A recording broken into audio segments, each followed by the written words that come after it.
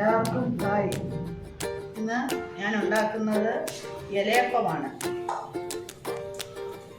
ഇലയപ്പമെന്നും പറയും, ഇല അടയെന്നും പറയും. അത് ഉണ്ടാക്കാനായിട്ട് പോവുകയാണ്. പിന്നെ ഇന്നത്തെ ദിവസത്തിൻ്റെ പ്രത്യേകതയൊക്കെ എല്ലാവർക്കും അറിയാമായിരുന്നല്ലോ. വിനായക ചതുർത്ഥിയായിരുന്നു. എല്ലാവരും അമ്പലത്തിലൊക്കെ പോയോ?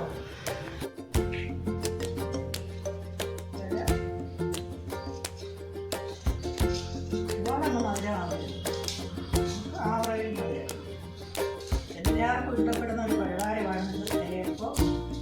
ഇതൊക്കെ ഇല അടയെന്നും പറയും, ഇലയപ്പം പറയും.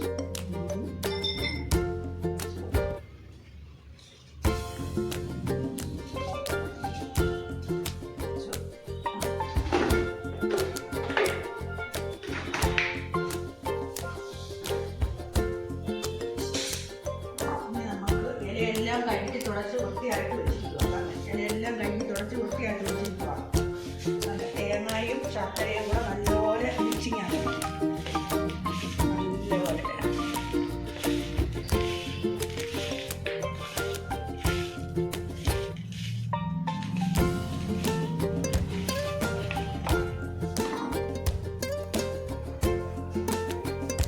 ഒന്നുകൂടെ കഴുകണം.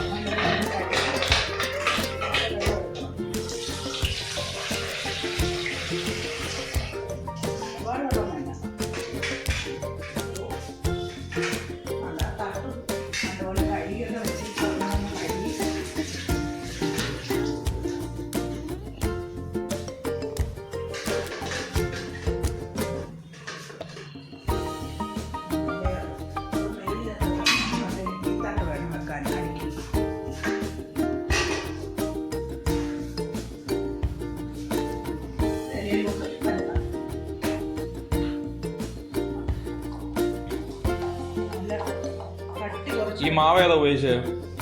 മാവ് ഉപയോഗിച്ചത് ഗോതമ്പ് പൊടിയും ശകലം അരിപ്പൊടിയും കൂടെ ചേർത്തതാണ്. പിന്നെ ഇതിനകത്ത് ജീരകപ്പൊടി, പിന്നെ ഏലക്കാപ്പൊടിയെ ഞാൻ ഒരു പഴവും കൂടെ ചെറുതായിട്ട് അരിഞ്ഞ് മിക്സ് ചെയ്ത് കുഴച്ച് വെച്ചിരിക്കുകയാണ്. അത് നമുക്ക് ഇത് പരത്താം.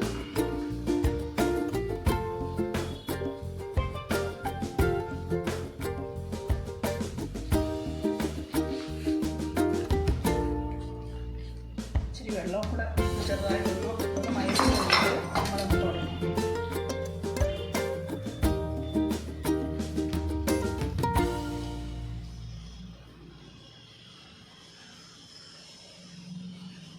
കട്ടി കുറച്ച് വേണം പരത്താനും. വേവാനും രുചിക്കും അതാണ് നല്ലത്. പിന്നെ ശർക്കരയും തേങ്ങയും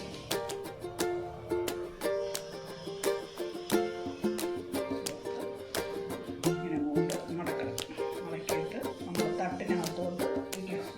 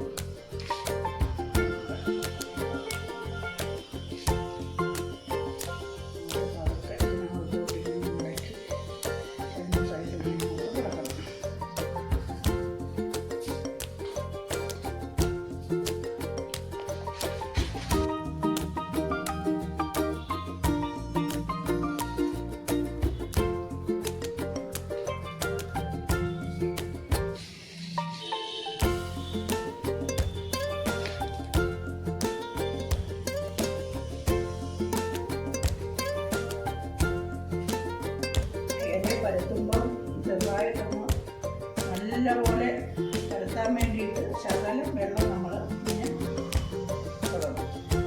നല്ലപോലെ പരത്താൻ പറ്റും.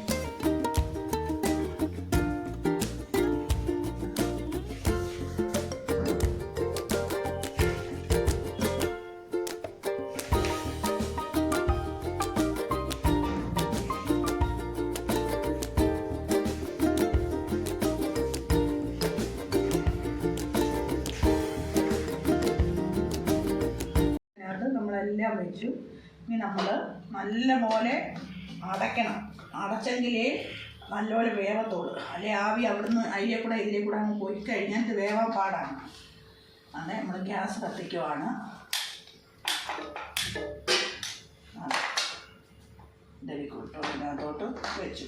ഇനിയൊന്ന് ഒരു 15 മിനിറ്റ് കഴിയുമ്പോൾ ഇലയപ്പം റെഡി. ഇലയപ്പം എല്ലാം റെഡിയായി എടുക്കാൻ പോവുകയാണ്. ഇലയപ്പം റെഡിയായി. ഇപ്പോൾ പ്ലേറ്റിലോട്ട് എടുക്കാം. എടുക്കുള്ളൂ.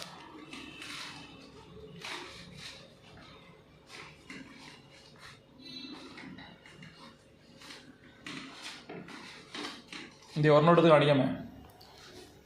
പ്ലേറ്റിലോട്ട് ഇലയപ്പം എടുത്തു. ഇലയപ്പം റെഡിയായി. കണ്ടോ? ഒന്ന് കഴിച്ചേ നോട്ടെ.